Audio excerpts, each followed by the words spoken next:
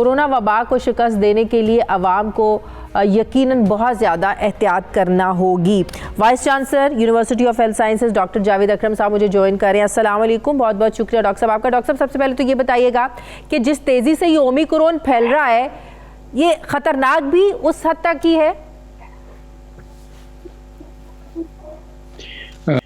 Thank you शादिया। देखें, omicron की में 50 म्यूटेशंस हैं जो एकदम आई साउथ अफ्रीका से। 24 नवंबर 2021 को पहला केस रिपोर्ट हुआ और फिर पूरी दुनिया में फैल गया इंक्लूडिंग पाकिस्तान।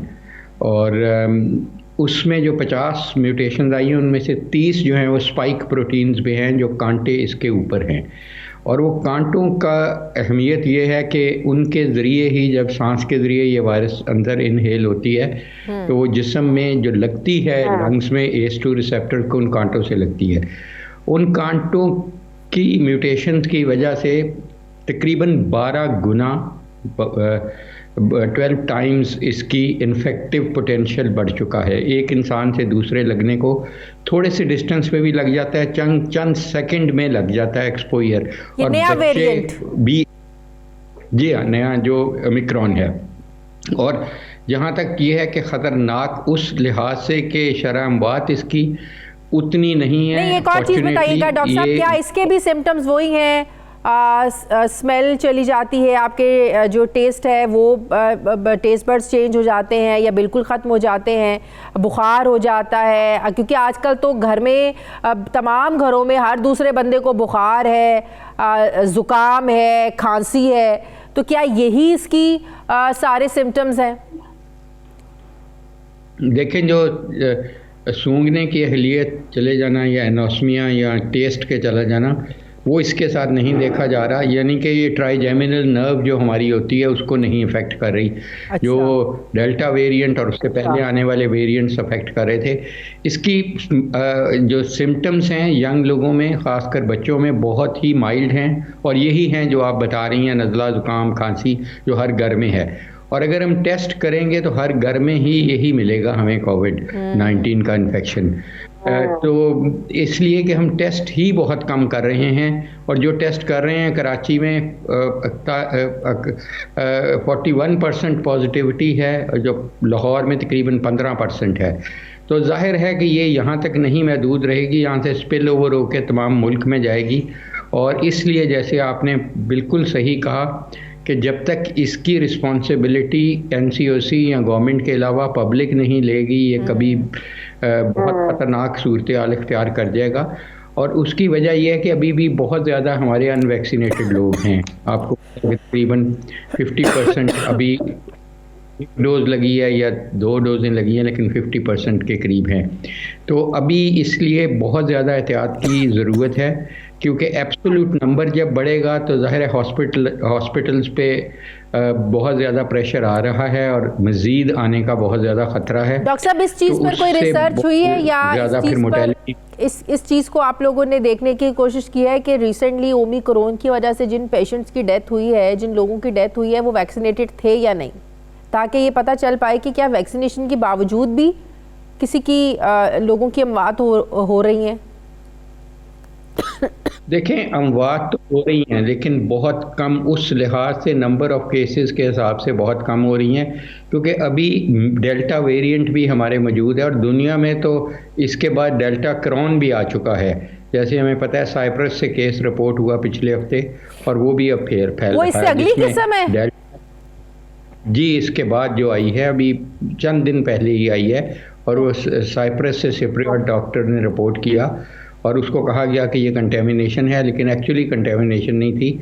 वो केसेस काफ़ी साइप्रस से फैल रहे हैं। और यहाँ पे ये भी इम्पॉर्टेंट है कि जिन एरियाज़ में वैक्सीनेशन बहुत कम हुई है, ख़ासकर अफ्रीका में और ऐसे मुल्कों में जहाँ पे कम है, वहीं से वेरिएशंस और म्यूटेशंस आएंगी आइंदा भी।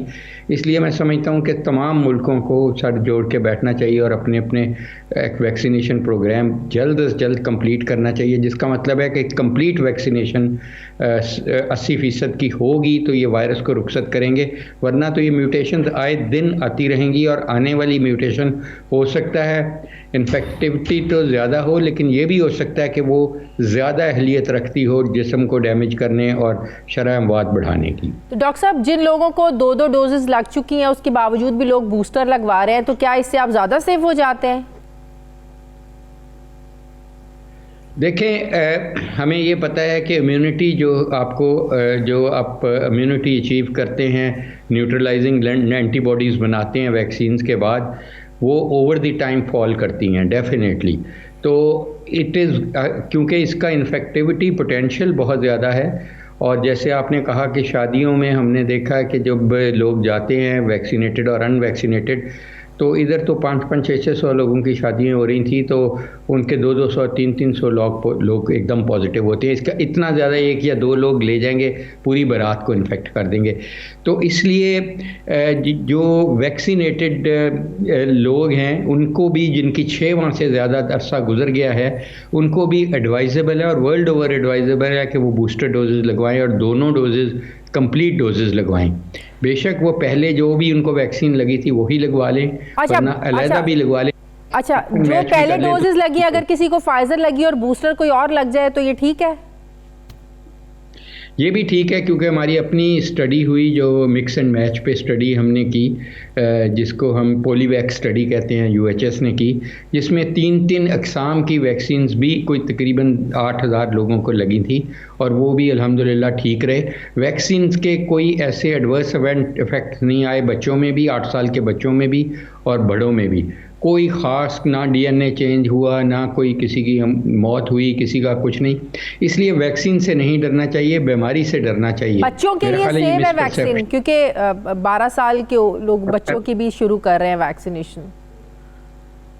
जी, मेरा ये ख्याल है कि चंद हफ्तों में आप देखेंगे 8 साल को भी शुरू हो जाएगी, क्योंकि इंटरनेशनली बहुत सारी कंट्रीज़ ने 8 ईयर्स को भी कर दिए और 5 ईयर्स पे भी स्टडी हो रही है, और इवन 5 ईयर्स पे भी सेफ्टी इसकी ठीक है, क्योंकि ये वही टेक्नोलॉजी है जिससे मीज़ल, मम्प, रूबेला या DPT वगैरह को बनाया जाता है। सेम टेक्नोलॉजी है। तो मेरा नहीं ख्याल, क्योंकि बच्चे भी हमारा असासा हैं और उनके क्लासरूम में एक्सपोजर भी बहुत है, और उनमें हमें इम्प्लीमेंट करना SOPs को बहुत चैलेंजिंग होगा, ये उनको भी लगाना चाहिए।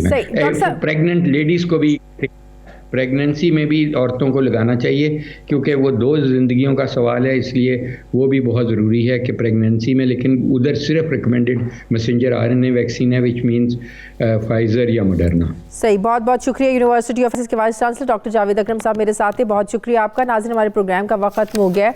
फीडबैक ज़रूर दीजिएगा, अपना ख्याल रखिएगा। मुझे इजाज़त दीजिए, अल्लाह हाफ़िज़।